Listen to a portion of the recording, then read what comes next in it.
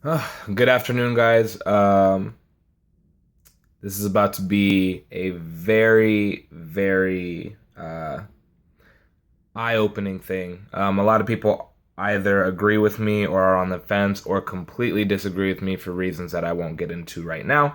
But this is You Don't Know.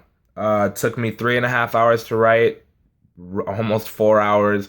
I did a lot of critiquing and a lot of just thinking, and every account that you are going to hear in this actually happened. So yeah, this is it's a very political video. This is your fair warning. So let's get it started. But before I get started, I wanted to mention Morgan Freeman's "How Do We End Racism? Stop Talking About It" statement, because that's the most politically correct and nonviolent response. We could be as silent as mice and it would still be going on. In our schools, at the workplace, and even with our friends, simply not talking about it doesn't mean that it will end. Nor is it a start. We start by changing how we're taught, because if it's fed into our kids, then the fight cannot be fought. Our officers, our judges, and our juries are mostly white. Stats show that they're biased, and I'm supposed to think that they're right. And I'm not defending just blacks, I'm talking all minorities, because if you're not light like the majority, then you're not the priority. Now, that was just the intro. If you're still around, then cool. So listen to these stories. I'm about to take you to school. Speaking of school, in first grade, I encountered my first racist.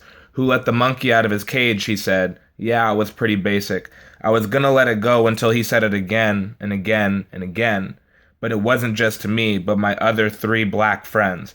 I asked, why do you call us monkeys? He said, my mom and dad say so. They say you're not good people and you'll probably go to jail, so. I cried at school that day and went and told my father. He said they'll never change, so why even bother?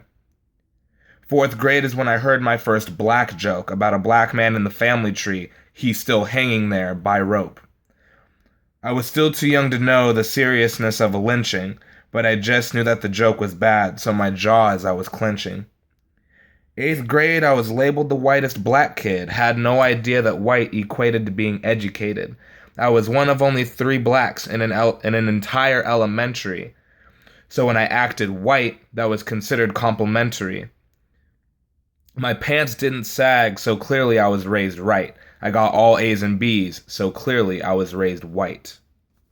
You don't know what's been said to me or anything I've been through. Wasn't as bad as getting hosed and getting chased by dogs too, but seeing people walk across the street because I'm on the same side of the sidewalk, or walking by a car with occupants and suddenly their doors lock. Circle K dropping the drawer so I can't steal it all. Women clenching their purse as I pass by them at the mall. Being followed around the store by mall or store security. Then when I pull out cash to pay, it's looked at as some absurdity. My dad getting profiled for speeding in a minivan, my sister losing a promotion to a less qualified white man, people being surprised that my dad's still in the picture, me having a girlfriend, people are surprised I haven't hit her, I have a nice car, so I probably stole it, living in a white neighborhood, I must be renting, no way we own it, the tension of the room, it rises when I arrive, like I'm gonna pull out guns and pull off a damn heist, getting asked, do you like watermelon, greens, and fried chicken? You don't like grits and eggs? Oh man, you're tripping. You listen to Yellow Card, Simple Plan, Eminem, and Mike Stud. I figured you liked NWA and some guys like Young Thug. Aaron Nicholson, you've even got a white name. Change it to Jamal Jabari Jenkins. There, that changed the game. It's true, I only like Ali, MJ, and Floyd. Serena, Barack in the hood with them boys. It's only two reasons and one main factor, and it's not because they're black, because that doesn't matter. Those athletes are talented. I like Obama because I'm liberal. So why is the hate that I receive for supporting them so visceral? I speak against brutality that police still use today because the ones getting shot and killed seem to be of a darker shade. It's a shame that of them I am afraid. I hope that my last day isn't with bullets in my chest and Al Sharpton on the way. Is it so much to ask to want to be seen as equal? And if not seen as equal, could we at least be seen as people, not as bangers or thugs or criminals or monsters, or as the one who should have been left out to pick the cotton, sir? The media paints us as dogs. The celebrities are all just puppets. They'd rather make their money, drive nice cars, and wear truck fit. You don't know what it's like to feel corrupted by the system. Rodney King was beaten, police got off, and they damn near killed him. You don't know what it's like to feel corrupted by the people. As long as money is the goal, we'll forever be weak and feeble. You don't know what it's like to be in my shoes and try to walk, and fear that today might be the day my body's traced around with chalk. You don't know how bad it is, and that'll always be sad. That my worries when I get back home, it'll be in a body bag.